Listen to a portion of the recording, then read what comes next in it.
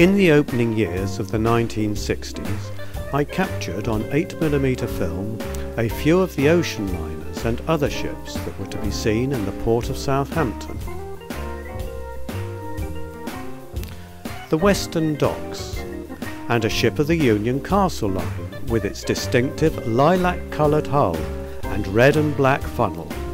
Ships of this line sailed to ports in Africa.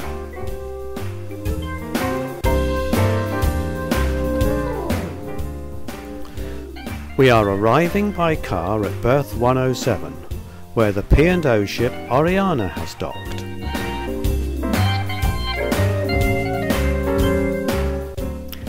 In the next berth is the P&O liner Chuson. These ships were probably bound for Australia. Chuson was built in Barrow-in-Furness and launched in 1949. She was scrapped in Taiwan in 1973. The Oriana was also built by Vickers and launched in 1959. She finished her life as a floating hotel in Shanghai and then was scrapped in 2004. Before the container terminal was built, all items of freight were loaded onto ships by dock workers. It was possible to take your car with you all the way to Australia. It would be unloaded by crane at the other end.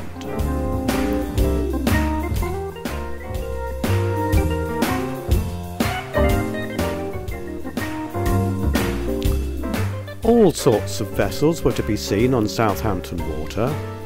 Here, an oil tanker, probably on its way from the oil refinery at Fawley. And here, an unidentified liner, probably off the P&O line.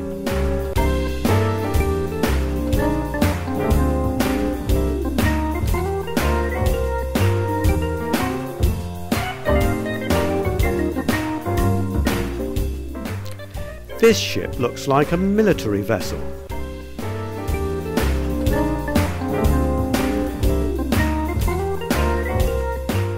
There was great excitement in 1961 when Southampton hosted the visit of the United States aircraft carrier Essex, which opened its doors to the public, and thousands visited.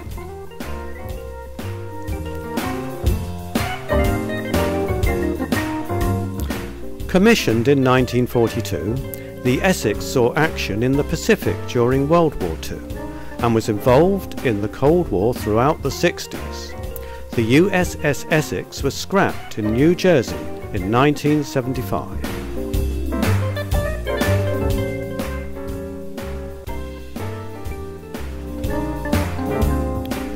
One of the best views of the port of Southampton could be seen by hopping on the Hythe Ferry. The Hotspur 3 was built by Rowhedge Ironworks in Colchester in 1938 and worked until 1981 when she was scrapped.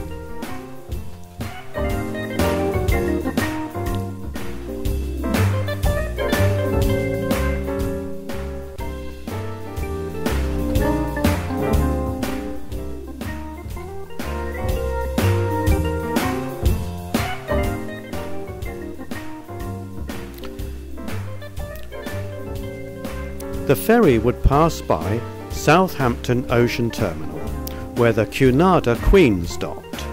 Here we see the Queen Elizabeth, launched in 1939.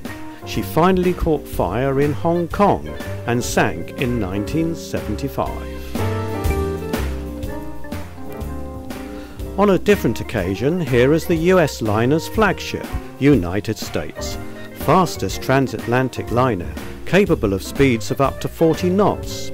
Built in 1950 and retired in 1970, she is still afloat in Philadelphia, awaiting restoration, although the future looks uncertain.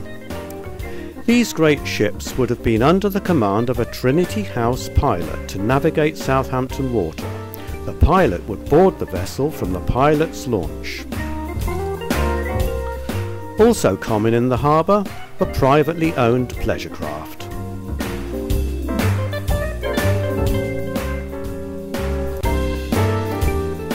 In 1962, Light Vessel 78, better known as Calshot Spit Lightship, was still anchored at the entrance to Southampton water.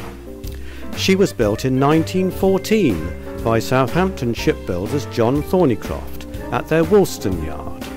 The cramped quarters held a crew of 6. By 1980, the bold lettering on the hull had been replaced by a board, and in 1989 the lightship was replaced by an unmanned buoy. Luckily, she was not scrapped and spent the next 30 years on display in Southampton docks. Firstly in Ocean Village, and then near the new Ocean Terminal. The Calshot Spit Lightship is the only vessel to have survived with an assured future. She has already been moved to the Solent Sky Museum, where she will one day be open to the public.